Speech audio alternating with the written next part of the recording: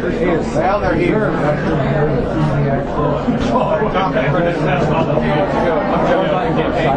Yeah, there's two sides. I think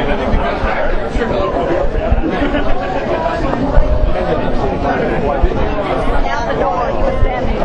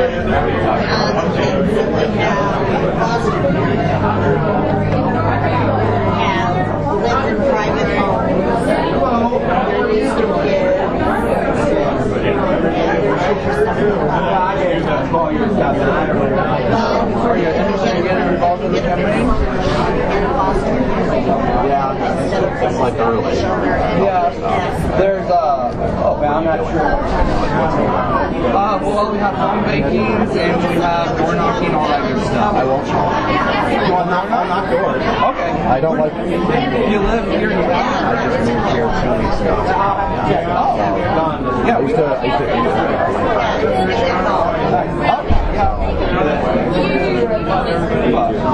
Yeah, we have a door knocking application for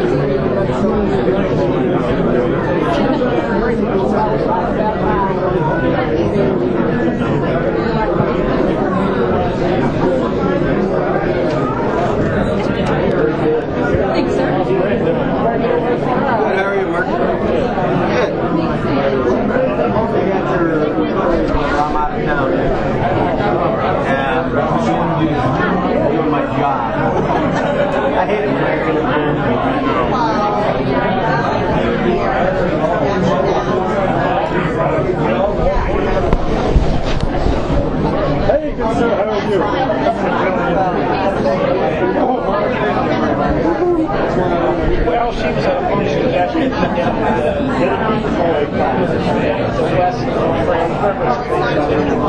you know what? Good. In fact, no, I don't. And then she got a flyer.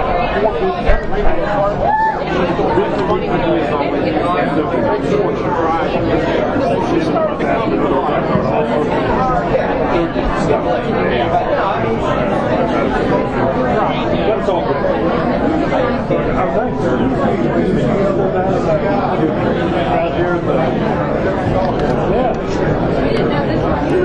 Hey, I'm going down to Houston Saturday.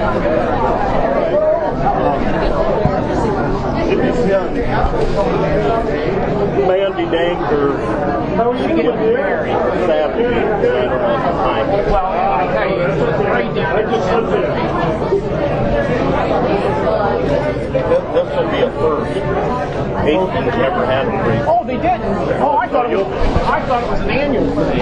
Emerson,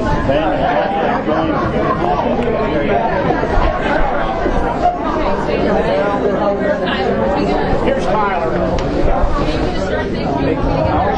Hey, Mary Ann. Oh, yeah, I got it. You want to give it a go? Ready to go. Can I have your attention, please? Well, that's Charlie's role today. Thank you very much. Well, welcome everyone. I'm State Representative Mary Ann Hanusa. I represent House District 16, which is roughly the southern and eastern portions of Council Bluffs.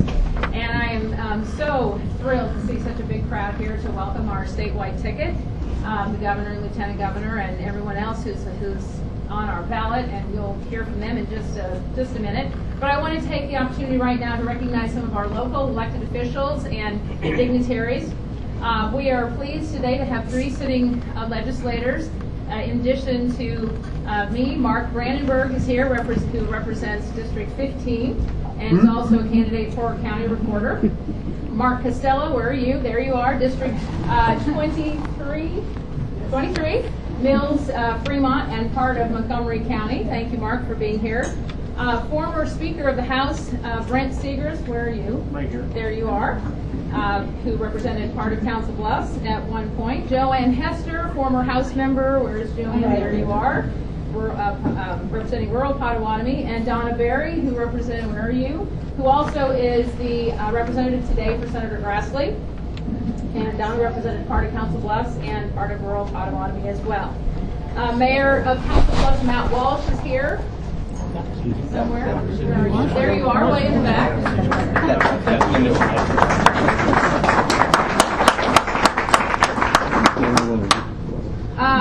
Mills County Supervisor Richard Crouch is with us today. Iowa Racing and Gaming Commissioner Carl Heinrich is here, and Carl hates it when we do this, so that's why I did it. Hi, Carl. He always comes red. And I would be remiss if I did not mention our Potawatomi County Chair Jeff Jorgensen, who is in the back.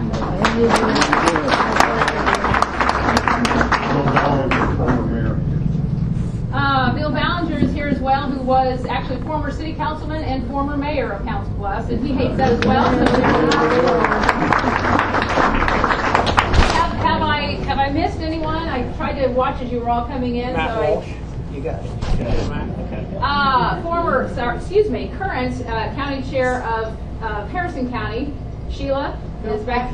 I'm former Pittsburgh. Oh, all right. Well, keep it in the family. So you have both. And Mark Staldorf, who is also the county chair for Montgomery County. So thank you all very much for being here. Well, it is my great honor and privilege today to welcome back to Potawatomi County our Governor Terry Branstad and Lieutenant Governor Kim Reynolds. And you may notice that I didn't use the word introduce, because I don't need to introduce these individuals to you. They are part of Potawatomi County. When they say they represent all 99 counties in Iowa, they represent all 99 counties in Iowa. They are no strangers to Potawatomi County. It was coming over here to help us during the flood of 2011, or helping to promote STEM education. They have been a part of the fabric of Potawatomi County. And I know a lot of us in this room sometimes feel like we are the little redheaded stepchild here in the corner of Southwest Iowa when it comes to attention from the rest of the state, and sometimes that is true. But that is not true about our governor and lieutenant governor. They, as I said, have been here. They care about us. They have worked with us to find solutions to promote our county and really be, as I said, a fabric of our county. I would be remiss if I did not also mention the work that they have done and the vision they have had for the state of Iowa. Working with the Iowa legislature and specifically the House Republicans, they have helped. They have instilled actually a sense of fiscal responsibility, brought that back to our state, something that was sorely needed, that was not present then. And in addition, they have worked to find economic development, create economic development opportunities for individuals, for businesses to grow our state, to move it forward, and to really make it a first in the nation state, as welcoming for businesses into our state, as well as helping grow and promote our businesses already here. So what with bringing the unemployment rate down, promoting first-class education, creating tax cuts, first time in 40 years, their list of accomplishments is long, and as they say, they're just getting started. So without further ado, thank you again for being here, and please help me welcome Iowa's Lieutenant Governor, Kim Reynolds.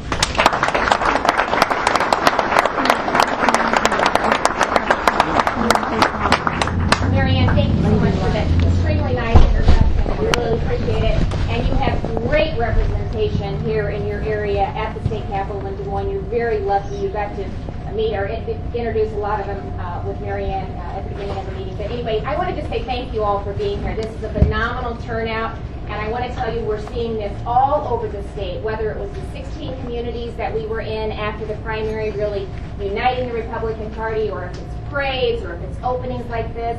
We are seeing tremendous turnout. We are seeing great energy and enthusiasm and momentum. So my challenge is to you is to keep that going for the next 98 days. So we want to take that across the finish line. But you are the ones that are going to help us make that happen. So stay engaged, stay involved, keep the energy up, and get people to the polls to vote. I'm so proud to be standing up here with this great group of conservatives. We have an incredible Iowa team this year. In fact, the governor says it's one of the best he's ever seen. And I'm telling you, they are working hard day in and day out to really secure great victories in November. Thank you for giving me the opportunity to serve you as your Lieutenant Governor over the past 3.5 years.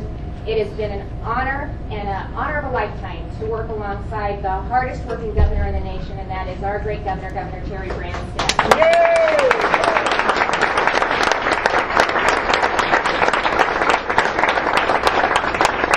In 2010, we ran to lead Iowa's comeback. That was the mission. We were facing some significant challenges: record unemployment, record spending, a record $900 million projected deficit, and really what we were seeing was a government that was growing, expanding, and was unsustainable. And we knew that Iowans expected more from their elected officials. They were looking for conservative leadership. They were looking for a leader with a vision. And I'm telling you, they were looking for a leader that had the courage to make the tough decisions that needed to be made. And sometimes that means saying no. And so we got the honor and the privilege to represent you and working with House Republicans and Republicans in the Senate. We got the state's fiscal house in order. We balanced the budget without raising taxes. You know what? It can be done. We put in place a 2-year and a 5-year projected budget, stopped the bad budgeting practices. We turned that $900 million projected deficit into a surplus. And truly, because of the decisions and the policies that were put in place in that first 1.5 years, today Iowa is really experiencing a robust and growing economy, creating quality jobs, and I'm proud to say in every single corner of the state, all over Iowa, there are more Iowans working today than at any other time in our state history. Unemployment has gone down statewide about 30%, and we're going to continue to do everything we can to bring that number down. We also ran to reduce the scope and size of government. We're down over 1,000 state employees while reducing the overtime costs.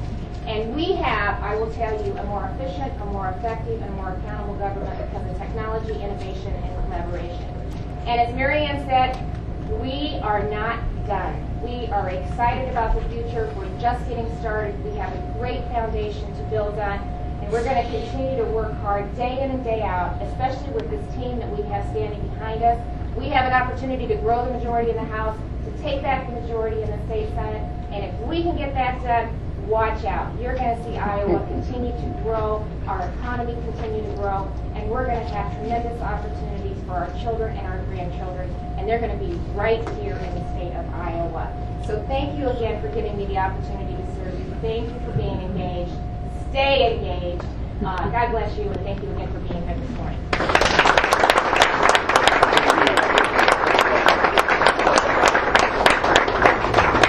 And now I have the great honor and privilege to introduce the man that led Iowa's comeback to get our fiscal house in order, to grow the economy, and the individual that is going to continue to lead the state in the future to provide fiscal stability, economic growth, and provide opportunities for Iowans all across our great state. So please join me in welcoming our great governor, Governor Terry Branstad.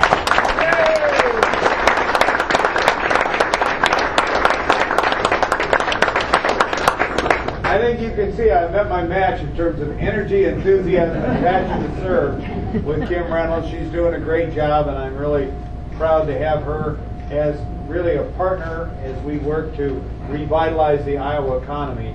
As you've heard, we got the state's financial house in order. Iowa is now recognized as one of the best managed states in the country.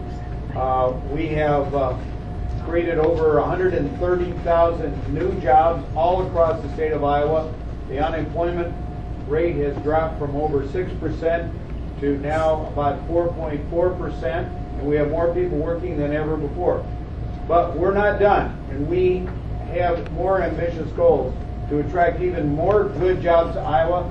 Lieutenant Governor is co-chairing the Governor's STEM Council, which is science, technology, engineering, and math. This is where a lot of the great jobs of the future are going to be.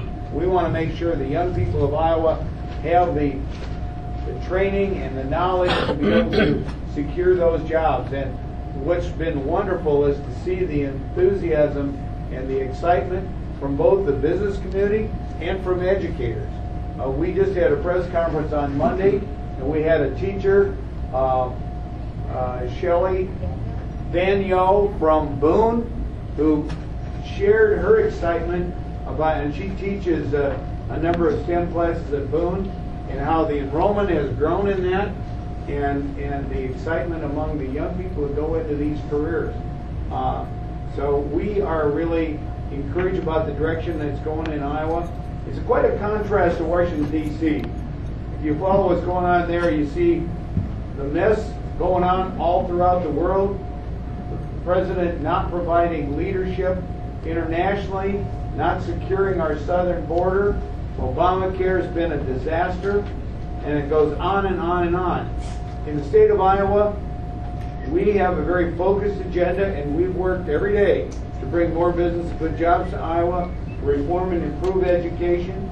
We're going to have another symposium on our new teacher leadership and compensation system, which is being phased in over 3 years. We're excited about that. We have our alternative to Obamacare, the Iowa Health and Wellness Plan, which is off to a great start. We have the goal of being the healthiest state. We moved up from 19th to 10th.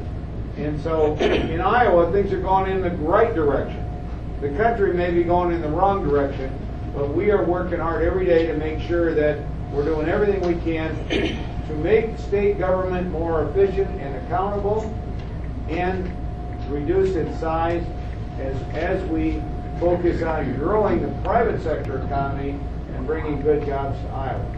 And so we need your help to get that message across, because this is a critical election. We need to continue the progress that's going on in Iowa, and we also have an opportunity to have a real impact on changing the direction of the nation.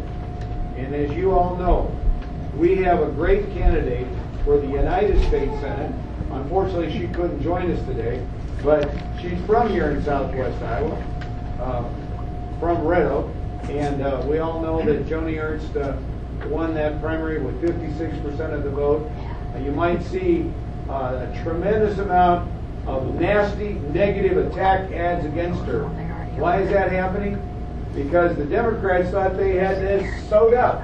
They had their hand-picked candidate, Bruce Braley, who they cleared the field and figured he's going to be a shoo-in. Well, now all of a sudden, it's changed dramatically because people have a chance to compare Joni's farm background and her experience in county and state government with this arrogant trial lawyer who thinks he's entitled to this job because he's a lawyer, and heaven forbid, if you don't elect him, we could end up with Chuck Grassley as chairman of the Senate Judiciary.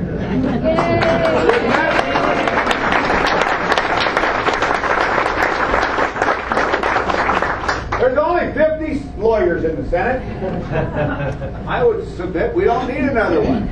I think Grassley has the right kind of background and experience for our state and for our country.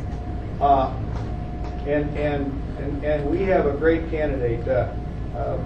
As you know, not only has she served in county government and state government, I want to tell the story about when I asked Kim to run for lieutenant governor. I had been impressed with the job she'd done as first county treasurer and then as a state senator. And so I asked her if she would be my running mate to run for lieutenant governor, and she said yes. And then the next question I asked is, now we need a good candidate for your Senate seat. She says, don't worry, I've got a friend named Tony Ernst. And in fact, we were even corresponding through social media when she was over stationed in Iraq. She came back and did a great job as county auditor in Montgomery County, and then, of course, was elected to take Kim's place in the Senate. Has done a great job there. And we also know that she's risen to the ranks of lieutenant colonel in the National Guard. And you don't get to be a lieutenant colonel in the Iowa National Guard and command the largest battalion of Iowa National Guard without having great leadership ability. So we have a really true contest. We have a Southwest Iowa conservative who has our values versus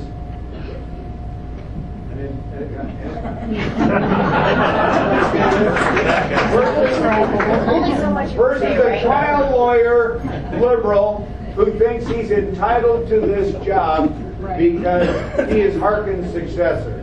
Well, I think the people of Iowa have a voice in this, and you in Southwest Iowa, I think, can be really a great vote for Joni out of here could well be what determines who is going to be the next United States Senator. This race is now a toss-up. It's a race that can be won. It may well determine who controls the United States Senate. So it is very important. We all want to do what we can. The better we can do as a Republican ticket, the better chance we have of winning that. And so we need your help, and that's what this victory office is all about. We need to identify every vote and get them out to vote for the whole ticket. You're going to get a chance to hear. This is, in my opinion, the strongest statewide ticket that we've had in my lifetime, or at least in the time I've been involved in politics, which I guess is most of my life.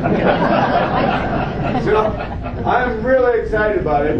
I have the honor now of introducing our candidate for Congress. And as you know, we had a very interesting race with six good candidates. And as you know, nobody got 35%, so it went to convention. And I believe the reason why David Young emerged as the winner there is because he's a nice guy who treats everybody with respect and dignity. Although he may not have been everyone's first choice, he became just about everyone's second choice. And as a result, as others dropped out, he gained momentum and got the nomination. But he is a lifelong Iowan, and of course has had great background and experience as Chuck Grassley's chief of staff. So he'll be able to hit the ground running. He has the same kind of philosophy that Senator Grassley and Congressman Latham have. He will truly be a representative of the people of Southwest Iowa, and he's a native of Van Meter, which is Bob Feller's hometown. And when I called to congratulate him after he won the convention, he says, well, we've got a real interesting ticket now. We've got Ernst & Young. So I get to introduce the young part of it. David Young.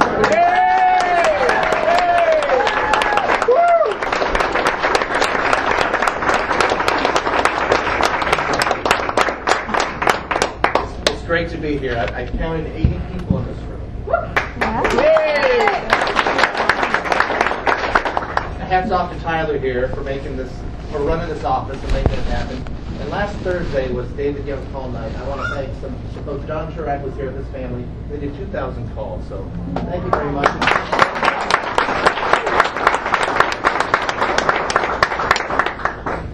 So people ask, you know, why do we do this? Why do I do this? And the answer is pretty simple. We love our state and we love our country. It doesn't have to get any more complicated than that. We love this land. We love our people. We love our constitutional liberties. We love the opportunities. And for my family, going back 6 generations, in 1881, my family came out here to Western Iowa for those opportunities, for that American dream they heard about, and those God-given rights enshrined in our nation's most sacred documents. And they worked the farm, they built a railroad, they built a church, and we settled in Van Meter, Iowa, where I was born and raised and live today. And after college, I didn't quite like what I was seeing in my paycheck, and I wondered who FICA was, you know who that is.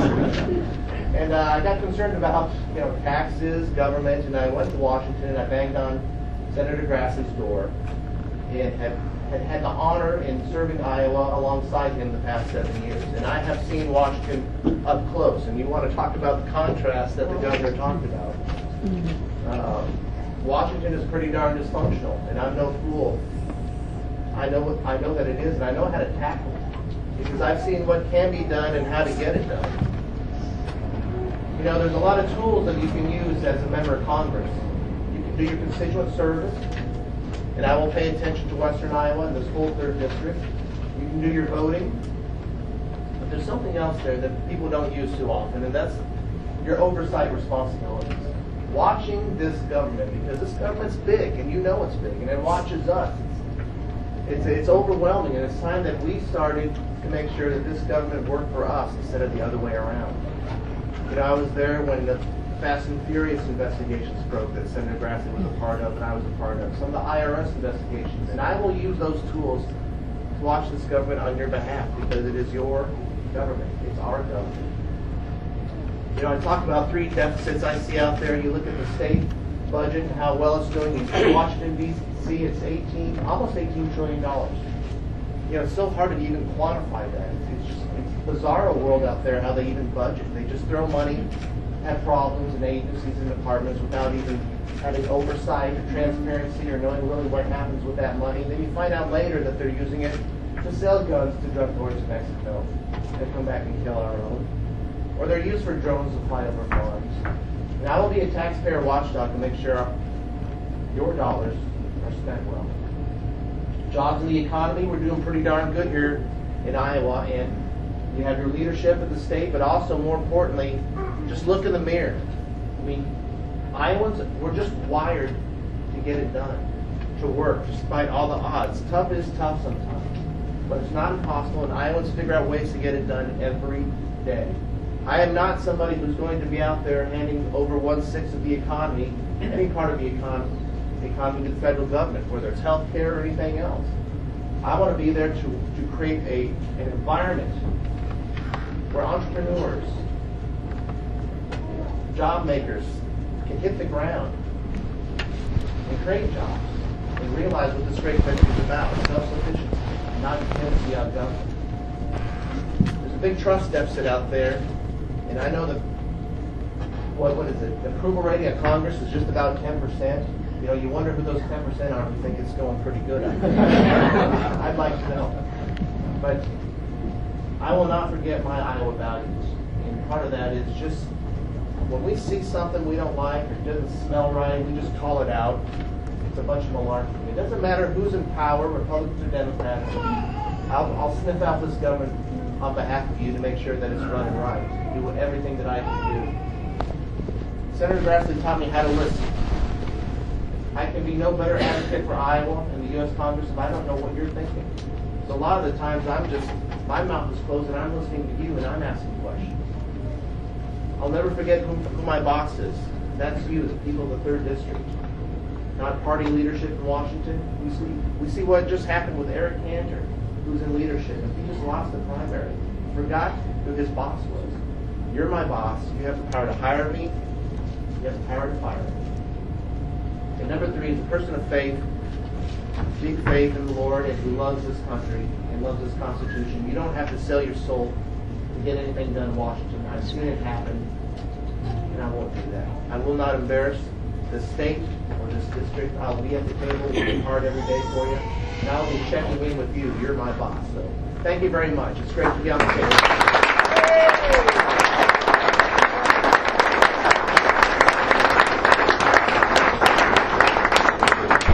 Now there's a red shirt fan club in here. You can see that. Some guy named Adam Gray, whose initials are AG, and he's running for AG for AG. A great new up-and-comer, a leader here in Iowa, from Western Iowa, Adam Gray. Adam.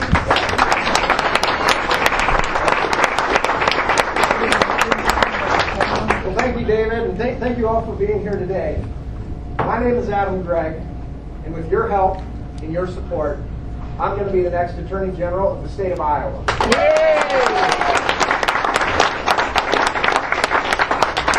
I'm going to do something a little bit different, all right? I've got a few questions for you, and I want to hear your response, okay? So make it loud. Uh-oh. Isn't it time we had a Republican Attorney General? Yes! Isn't it time we had an Attorney General who represented Iowa values? Yes! Isn't it time we had an Attorney General who served as Iowa's lawyer instead of Obama's lawyer? Yes!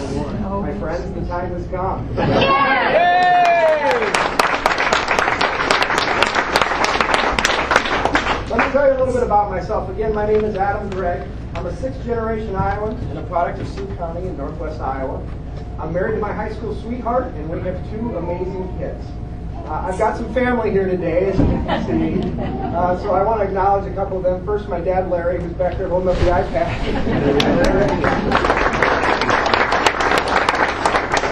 And my mom, Carol. Now, they say some people are just born leaders.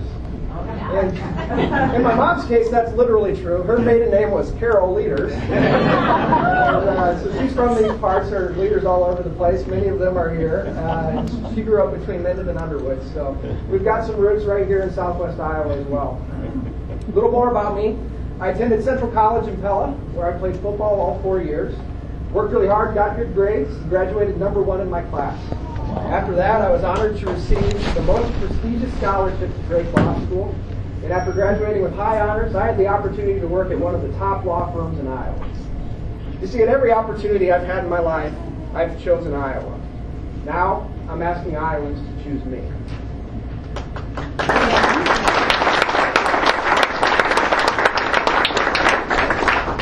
When I was at the law firm, I had a great practice of law. I was able to help individuals, businesses, and farmers with a wide variety of legal matters, from litigation to the lawmaking process, and from contracts to forming new companies.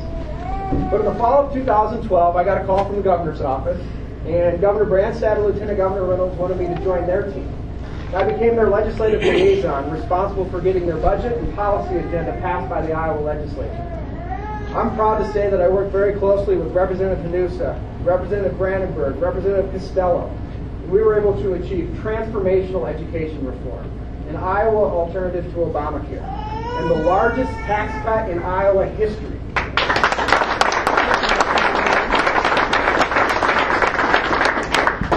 I'm running for Attorney General because I've got the passion and the energy to fight every single day for Iowa families, Iowa farmers, and our constitutional freedoms. As Attorney General, I'll be an advocate for a more open, effective, and accessible government. I'll push back on our out-of-control federal government, and I'll hold President Obama accountable when he oversteps his bounds.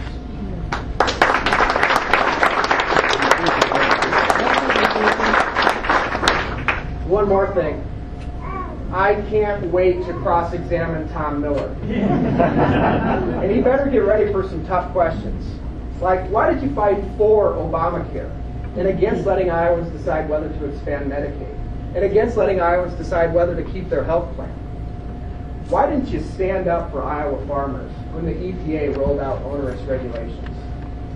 Why did you shake down the targets of your investigations for hundreds of thousands of dollars in campaign contributions? By the way, earlier this week, I publicly called on him to end the practice of soliciting the targets of his investigations for campaign contributions and to return all $261,000 that he collected in that manner. Know what he said? Nothing. No response. So I think it's safe to assume that he wants to continue the practice of shaking down the targets of his investigations. Why doesn't Tom Miller travel all 99 counties to meet with his clients, the people of Iowa? The sad fact is we've got an attorney general who's far more likely to be found in Washington, D.C. than Washington County, Iowa. More likely to be found in uptown Manhattan than downtown Brooklyn, Iowa. See, maybe he doesn't travel all 99 counties because he doesn't want to answer tough questions like these. Now let me ask you all again. Isn't it time we had a Republican Attorney General? Yeah! Again, my name is Adam Gregg. I'm asking for your vote in November. And when you're in the voting booth, I'm going to keep it real simple for you. Just remember this one thing. Vote AG for AG.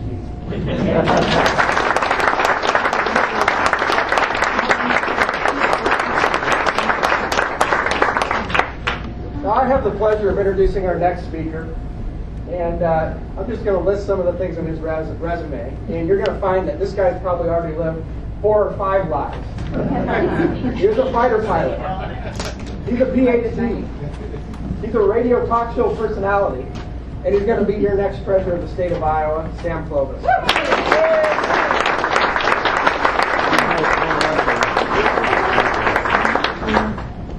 I actually didn't have to use my GPS to find this office. That's how often I've been here. I know the roads of Potawatomi County as well as I do those of Plymouth County where I live. I'm an honorary member of the Potawatomi County Central Committee and have been such for about 3 years. And the reason is because Jeff Jorgensen heard about me one time, asked me to come down and MC an event down here, and I have been part of this family ever since, and I'm very proud of that fact. One of the things you all know is that I had the opportunity to run a Senate race. I finished second in that race, minding my own business, sitting in a parking lot in Perkins in Newton, Iowa. And the phone rang, and the next thing I knew, 24 hours later, I was talking to the governor and lieutenant governor, and was asked to consider running for state treasurer, and I said, why not? I got nothing else to do. It's really not true. I think it was time because I believe in service and service to the state. I spent my lifetime serving the country, and I think it's an opportunity for us to win this constitutional office that has been in the hands of a Democrat for 32 years. 32 years. Now, I ask you the question, as Adam starts out, he says, what does the treasurer do? And most of you all of a sudden get the 1,000-yard stare, your eyeballs roll back in your head, and say, we not only don't know who the treasurer is, we don't know what the treasurer does, and that's a problem.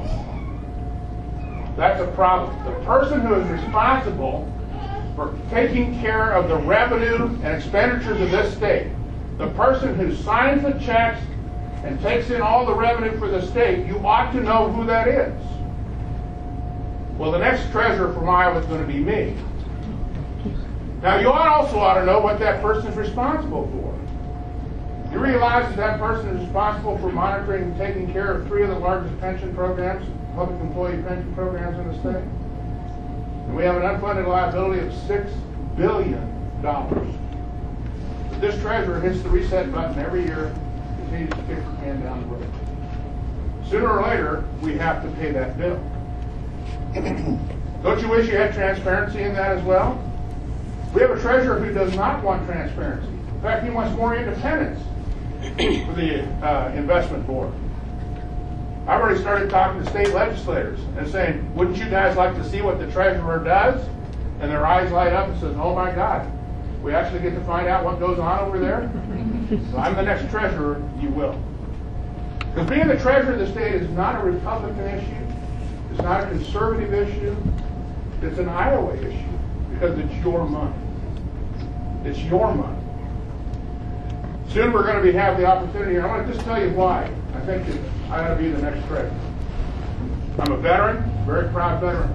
Served this country, had the opportunity to stand with Governor Branstad, another veteran, yesterday at the Soldiers and Sailors Monument in Des Moines for vets for Branstad Reynolds. Very proud to be part of that. I served my country for 29 years in uniform and a lot longer than that afterwards. I'm very proud of that service. I'm a teacher. I'm a tenured full professor at a liberal arts college in Northwest Iowa. How in the world does that happen? It's a lot like being a Texas Ranger. It only takes one, and it's still not a fair fight.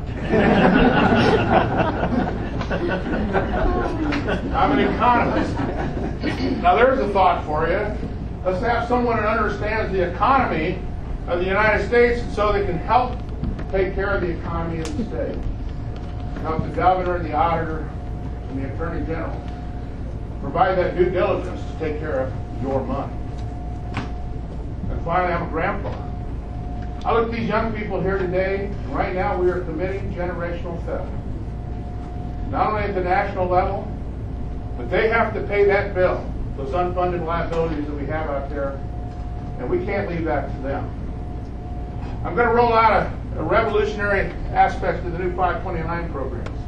529 is the college investment program to help control the cost that you pay, what you pay for college, and have the opportunity to have this go out to middle-class families and our children. And finally, I want to be on the team that helps the governor build a better, greater Iowa. I want to tell you a quick story. Just very quick about where I think we are and what needs to be done. But this is bigger than Iowa. This is bigger than the people in here. Because this is about our country. And your commitment to do the missionary work to get people out to vote in this election is critical. And I want to tell you a quick story. I was going through the airport in San Francisco here a couple of years ago. I'd never been through one of those big body scanner machines. And you guys, it says it takes 5 to 7 seconds to scan your body. Well, this body takes 7 seconds. So I had the opportunity to go through that. I didn't know you had to empty all your pockets, take off your belt, do all these other things. So one pocket at a time, I had these two very officious, very intrusive, very truculent TSA agents in my grill. And they couldn't believe that I wasn't smart enough to figure out I needed to take all the stuff out of my pocket. So I took stuff out one pocket at a time. And finally, I was getting frustrated. I didn't like their attitude. I finally got down to the last pocket. And I got down to the last thing. And I pulled that out of my pocket, and I handed it to one of the guys. And it had duct tape and Gorilla Glue on it. He opened it up. It was highlighted. It had marginal notes in it. And it really took him a little while to realize what it was. It is a copy of the Constitution of the United States. You should have seen the change. The change that comes over somebody when they understand that we are citizens of this nation, citizens together. Citizens who understand the most important thing we have is the participation in this democratic process. He handed it to his friend. And his friend opened it up and realized what it was, and you would have thought that I had turned in from an active terrorist in this nation to the President of the United States. They could not have been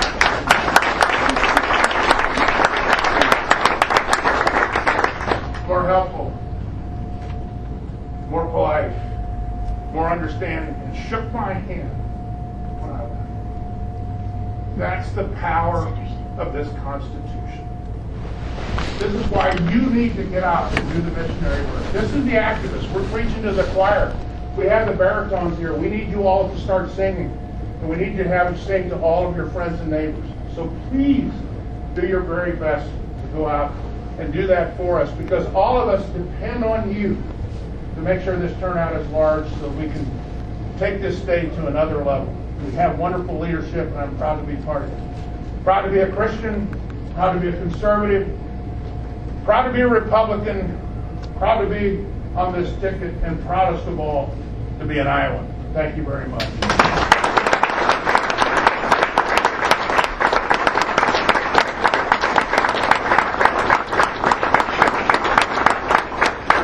My great honor to introduce the next auditor of state for the state of Iowa, a person who has served her county extremely well, was identified by the governor to serve in the state cabinet. She was a deputy secretary of state.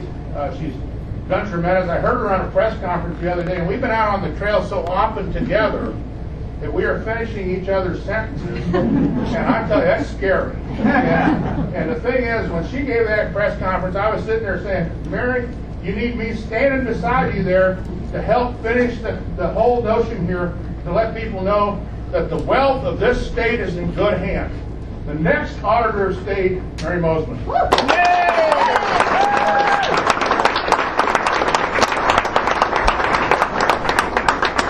good morning, everybody. It's great to be part of this ticket, but it's great to be here, even more so with you. Thank you for all turning out today to come and let us visit with you a little bit. My name is Mary Mosman. I'm honored to be serving you as your Auditor of State. I was appointed to this position by Governor Branstad in 2013, and now I am campaigning to be elected to the position in 2014.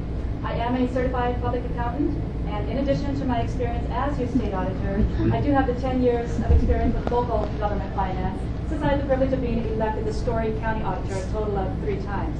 And the main reason that I sought that position was because of the financial duties. I wanted maintenance of the county's multi-million-dollar budget. I wanted the financial reporting responsibilities. I wanted to implement the accounting standards. I really get pretty jazzed with anything pertaining to government finance. As your state auditor, I am quite excited about what we do in the auditor's office that impacts all of you. We audit every day and all day. We audit all of state government, and we oversee the audits of the local governments. Our audit work is supposed to help impact the level of trust that people of Iowa have of government officials handling your money, your tax dollars. So we take great pride in the audit work that we provide. We have multiple types of audits. We have the annual financial audit statements, which most every government entity is required to have, and it must be done by a licensed CPA firm. We have performance audits, and that's to help achieve efficiencies in various state departments. Sad to say, we also have our investigative audits, and that's when we receive reports of mismanagement or fraud in our government entities. So we're very dedicated in this audit work that we provide around the clock. We do have an office motto, and I know some of you have heard it, but it is worth repeating. Our office motto is, in God we trust, but everybody else we audit. Iowans should expect to have a qualified professional, a CPA, leading this office so we can successfully provide these types of audits to you. So I am a CPA. I do have an opponent. He's not a CPA. He's not an accountant. He is an attorney, and that's really nice, but he's not an accountant. So that's why I'm trying to get out about as much as I can to ask for support, to ask for your votes, because I do want to continue serving this great state of ours. I want to continue serving you.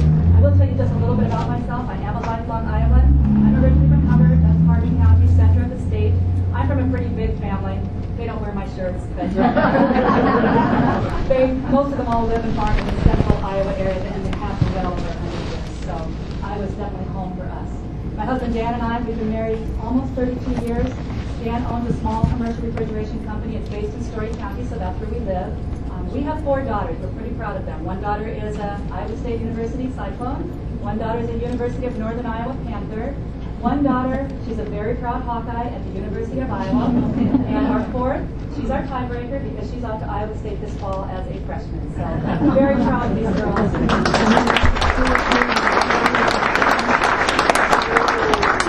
But what this means to me most of all is Iowa, again, is home. It means a lot to me, to my family, and as a statewide office holder, a statewide candidate, I'm thrilled to have the opportunity to travel this great state to serve the people, because I can see firsthand how much Iowa means to you and your family. So that's why, again, I'm asking for support and votes, and I am thrilled that you came out today.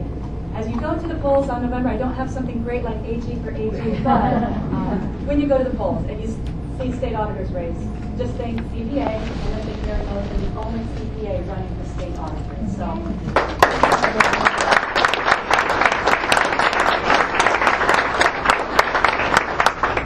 Thank you again for coming out today.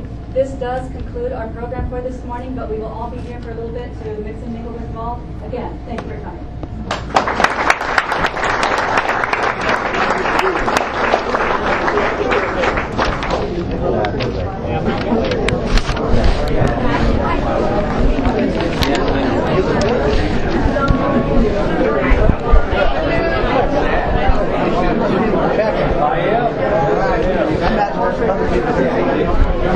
I'm sure there's one or two.